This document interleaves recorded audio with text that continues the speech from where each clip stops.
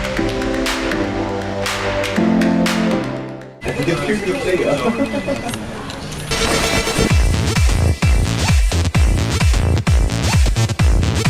at Brescia right now. Yes, sir. Welcome. We reached the Brescia corner office. You have left from St. Thomas with a dream. I remember clearly the point at which we decided. I wrote his resignation letter and said, "Come, boss. We're going into this full 100. Guess which color them want now when that they say the pink? Purple? Purple. Could not. I know it's cool. Yes. I know it's cool asking for the purple. Bro, I'm in your corner office. The next step to be a brand ambassador. Give me some bag, post them for you. All right, sir. I need an next stream of income. All right, watch this. Watch new income, watch new job. This can sell? Check it.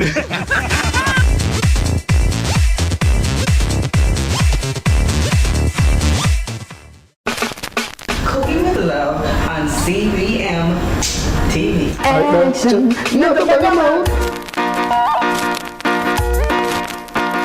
And this week episode, for their yard. She want a lover, man. Look at that. Cooking with love. Now look at this. A big chef listener, guys. So go on. She want a lover, man.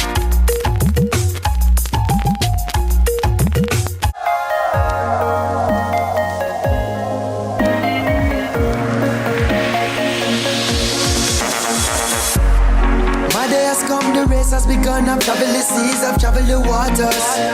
Once I was weak, now I'm much stronger. I've worked in the sun, look what I've become. I've conquered the beast, now I'm much greater. I've learned from a failure. Dedication, discipline and drive. Seizing every moment that comes up in this life. Hi, I'm Wayne. And I'm Tammy. And we are the Mitchells. You can watch Meet the Mitchells right here on CVM TV every Wednesday at 8 p.m. Yes, you guys don't want to miss it. We will be having new episodes every week, so definitely follow along with our family. Meet the Mitchell family. Good morning, good morning, good morning.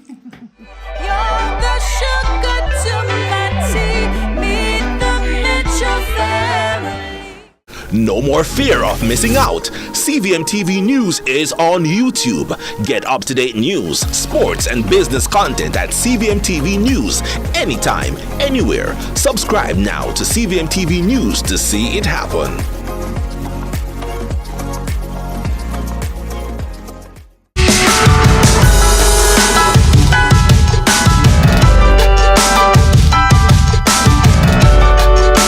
Bree Hall may inherit half her strength. Bree Hall